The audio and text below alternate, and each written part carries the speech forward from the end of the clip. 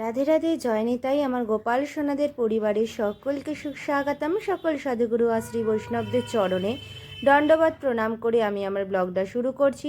আজ ব্লগে তোমাদের সেবা দর্শন করাতে করাতে জানাবো রিয়া মাতাজি। তিনি আমাকে একটি প্রশ্ন করেছেন, সেই প্রশ্নটা আমি কমেন্টের মাধ্যমে করেছেন, আমি আগেই তুলে দিয়েছি। সেই কমেন্টটা আমি একটু পড়ে শোনাচ্ছি।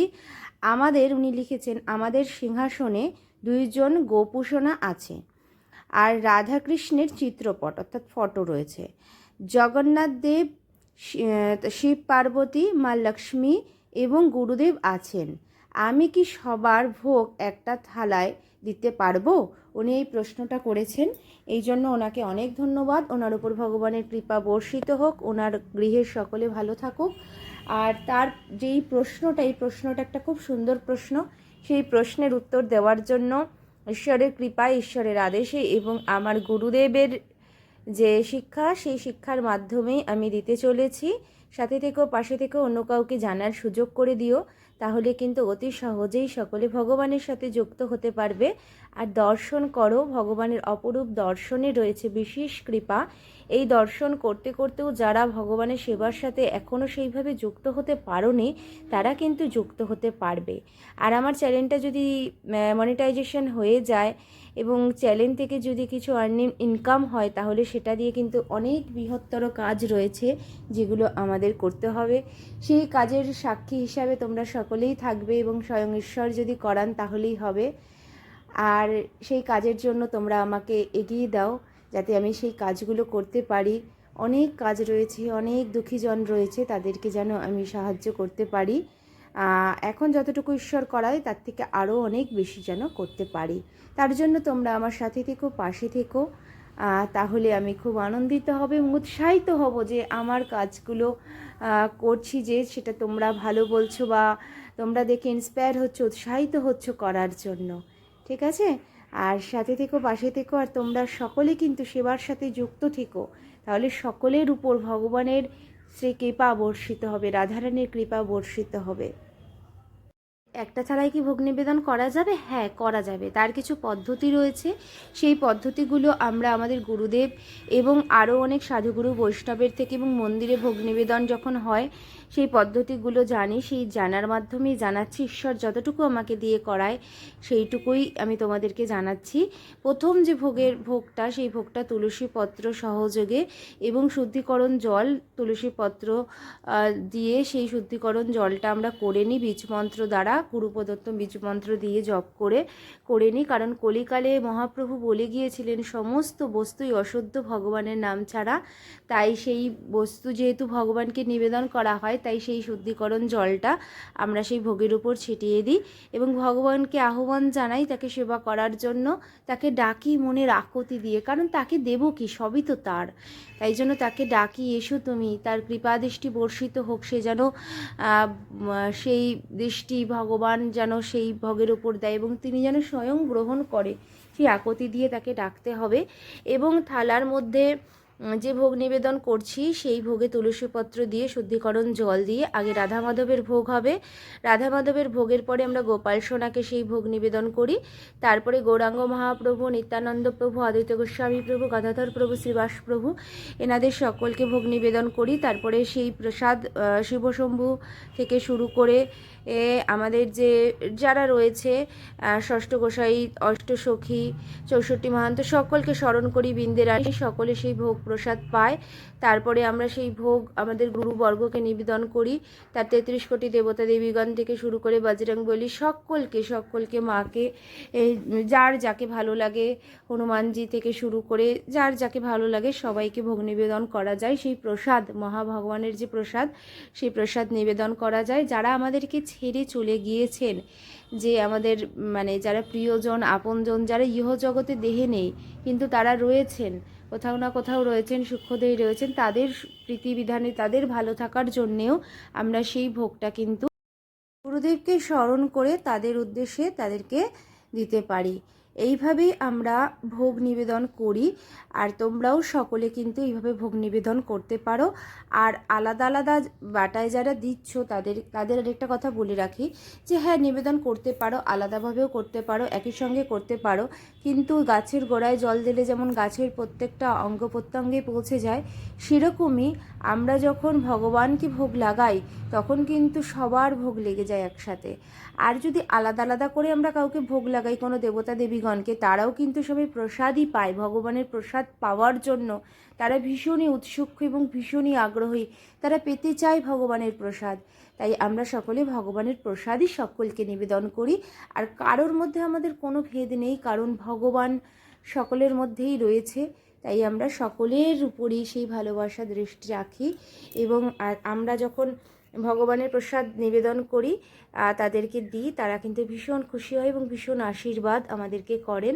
কারণ আমরাও যেমন ভগবানকে ভোগ লাগিয়ে প্রসাদ পাই, আর দেবতা দেবীগণ তো তারা তো পাবেই, কারণ তারা তো ভগবানের প্রসাদই পায়। আমরা যখন কোনো দেবতা দেবীগণকে একটা থালায় ভোগ লাগাই তার উদ্দেশ্যে, সে ভোগটা কিন্তু ভগবানকে দিয়েই পায়। তাহলে সে দেবতা দেবীগণ একজনই পেলেও, কিন্তু আমরা যখন ভগবান শ্রীকৃষ্ণকে নিবেদন করা প্রসাদ যদি 33 কোটি দেবতা দেবীগণ থেকে সকলকে নিবেদন করি, তাহলে কিন্তু সকলের সেবাই একসাথে হয়ে যায়। তাই এইভাবেই আমরা ভোগ নিবেদন করি এবং সেই প্রসাদ, মহাপ্রসাদ, মহামহ আমরা কিন্তু সকলকে নিবেদন করি।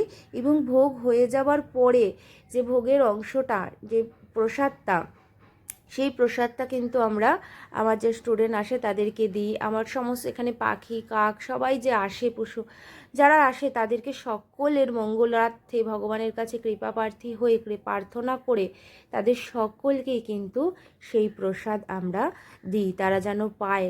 কারণ তারা এই যে জনি ভ্রমণ করছে, এই পশুজনি, বৃক্ষজনি, পাখিজনি, এই জনি থেকে তারা উদ্ধার লাভ করতে পারবে। এই 84 লক্ষ জনি ভ্রমণ করে করে কোনো কৃপার দ্বারা যে মনুষ্য জীবন পায় উদ্ধার হওয়ার জন্য, এই প্রসাদের মাধ্যমে অতি সহজেই কিন্তু তারা উদ্ধার লাভ করতে পারে। তাই তাদেরও মঙ্গল যাতে হয়, তারা যেন মনুষ্য জীবন পায়, ভজন করতে পারে, ভগবানকে চিন্তন করতে পারে, ভগবানের নাম স্মরণ করতে পারে, এইভাবে তাদেরও কৃপা করার জন্য তাদেরকেও আমরা প্রসাদ নিবেদন করি। তারাও যেন প্রসাদ পায়। প্রত্যেকটা পাতার মধ্যে আমি একটু প্রসাদ সবসময় রাখি থালার মধ্যে, যেন কেউ না কেউ সেই প্রসাদ পায় এবং তার মঙ্গল হয়। সকলের মঙ্গলের মাধ্যমেই আমাদের মঙ্গল হয়ে যায়, কারণ ভগবান সদাই সর্বদা যারা অন্যের ভালো করে, প্রত্যেক জীবের মধ্যে ভগবান দর্শন হয়। শ্রী রামকৃষ্ণ পরমহংসদেব, স্বামী বিবেকানন্দ, তারা বলেছে যত জীব তত শিব। প্রত্যেক জীবের মধ্যেই শিব রয়েছে। শিব সুন্দর, সত্যই সুন্দর। এইভাবে যে আমরা দর্শন করি যে প্রত্যেক জীবের মধ্যেই তিনি বিরাজিত। তাই সকলের কৃপা করা, সকলের মঙ্গল কামনা করাই হলো প্রকৃত সেবা। তাই সেই প্রসাদ আমরা সকলকে দিই এবং তারপরে নিজেরা নিই, নিজেরা গ্রহণ করি সেই প্রসাদ। কী যে অমৃত, কী যে অমৃতর থেকেও বেশি কিছু ভাষায় প্রকাশ করা যায় না। তাই আপনারাও সকলে আমাকে আশীর্বাদ করবেন, আমার উপর একটু কৃপা দৃষ্টি রাখবেন, যাতে আমিও ভগবানকে ভোগ লাগিয়ে যেন প্রসাদ পেতে পারি এবং সকলের মঙ্গল করতে পারি। সেই জন্য একটু আমার উপর কৃপা দৃষ্টি বর্ষিত রাখবেন, ভগবানের কাছে প্রার্থনা করবেন যেন আমি সেবার সাথে চিরন্তন যুক্ত থাকতে পারি, যেন আমি সৎ পথে চলতে পারি। আমার মা, আমার যারা আপনজন, আমার ঠাম্মি, বাবা, তাদের সুশিক্ষায় যেন চলতে শিখেছি, সেই চলতে পারাটা যেন আমৃত্যুকাল অবধি যেন আমি করে যেতে পারি, জন্ম জন্মান্তর ধরে যেন আমি করে যেতে পারি। এবং ভগবানের চিরন্তন ধামে, যেখান থেকে আমরা এসেছি, এই দুঃখময় সাগর থেকে আমরা যেন ভগবানের শ্রীধামে, ভগবানের চিরন্তন সেবায় আমরা যেন নিয়োজিত হতে পারি। আমাদের সকলের উপর যেন ভগবানের কৃপা বর্ষিত হয়, আমাদের আপনজনরা যেন সকলে ভালো থাকে এবং সকলের উপর ভগবানের কৃপা বর্ষণ হোক। কারণ সকলে যদি সেবার সাথে প্রকৃত যুক্ত হতে পারে, তাহলে হৃদয় সদাই আনন্দময়। সেই হৃদয়ের আনন্দ ভাষায় প্রকাশ করা নয়। জড়জগতিক বন্ধন যতই থাকুক না কেন, হৃদয় কিন্তু সদাই আনন্দময় থাকবে। এটা কিন্তু আমি কোনো গ্রন্থ তো রয়েছেই, কিন্তু যখন নিজে অনুভব করা যায়, নিজে সেটা ফিল করা যায়, তখন কিন্তু সেই আনন্দটা অনেক বেশি। সেই আনন্দ ভাষায় প্রকাশ করার মতো নয়। তাই আমি তোমাদের নিজের যে ভালো লাগা, ভালোবাসা, নিজের উপলব্ধি থেকে বলছি, তোমরা ভগবানকে ভোগ লাগিয়ে যদি প্রসাদ পাও, দেখবে যে কি সুন্দর, মানে সেই প্রসাদ, সেই অমৃত মানে সারা জীবনে ভোলার মতো নয়। তাই আমরা যেমনই যদি আলু সিদ্ধ অন্নও যদি ভগবানকে ভোগ লাগাই, সেই ভোগটাও কিন্তু ভীষণ সুন্দর, এত ভালো যে মুখে ভাষায় প্রকাশ করতে আমি পারবো না। তাই তোমরা সকলে সেবা করো, তোমরা যা পেও ভগবানকে দিয়ে পেও, কারণ সেই আমাদের সব কিছু দিয়েছে, তাকে না দিয়ে পাওয়া মানে চুরি করে পাওয়া। তাই আমরা যেন তাকে দিয়ে প্রসাদ পেতে পারি এবং সেই প্রসাদ যেন সকলকে দিতে পারি, কোনো স্বার্থ ছাড়াই, যেন শুধু তার সেবা, তার প্রীতির বিধানার্থে, তার ভালো লাগার জন্য যেন আমরা সকলে সেবা করতে পারি। ঠিক আছে? আর আশা করি মাতাজি, তোমার যে প্রশ্নের উত্তর, সেই প্রশ্নের উত্তর যতটুকু ঈশ্বর আমাকে, আমার গুরুদেব আর সমস্ত সাধুগুরু বৈষ্ণব আমার মাধ্যমে তোমাকে জানালেন এবং তোমার মাধ্যমে সকলকে জানালেন, তার জন্য আমি ভীষণ খুশি। তুমি যদি শুনে থাকো বা তুমি জেনে থাকো, তাহলে তুমি সেইভাবে ভোগ লাগিও। ঠিক আছে? রাধে রাধে, জয় নিতাই, জয় জয় রাধে শ্যাম, বলো শ্রী বৃন্দাবন ধাম। জয় রাধে, জয় নিতাই। আর দেখো অপরূপ দর্শন, আমার নয়নমণির আরতি দর্শন করালাম। জয় রাধে।